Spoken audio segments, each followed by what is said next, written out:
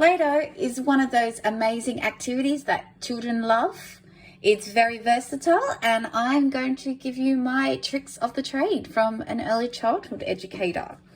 So the recipe that I actually use is the one of the cream of tartar, but I actually vary it a bit. So what we need is our 2 cups of flour, which I've put in here. I've also put the oil, and I've also put the cream of tartar. Now, usually you would actually put all your dry ingredients and then you put all your wet ingredients. But here is my first little trick. Instead of putting the salt in the dry one, I'm actually going to put it into my wet one. So when I put my boiling water into here, it's actually going to melt the salt. And then once that's mixed in and this is mixed in, then I'm going to put them together. And I'll come back and give you some more tricks.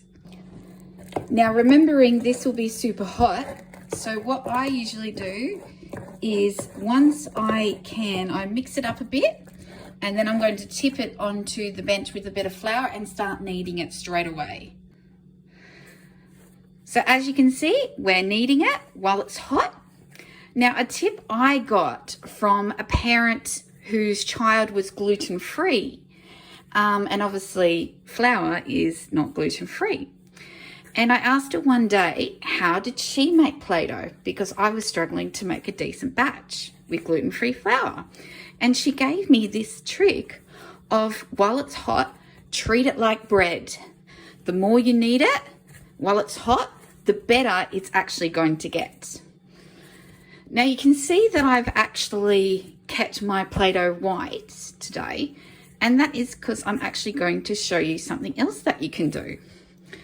So as we knead it, you can see how it's really come along. It's nice and soft. If it's still a bit sticky, just add a little bit more flour to it. And if it's a bit more dry, just add a little bit of oil on your hands while you knead it. So when I did the measurements, I didn't even measure it 100%.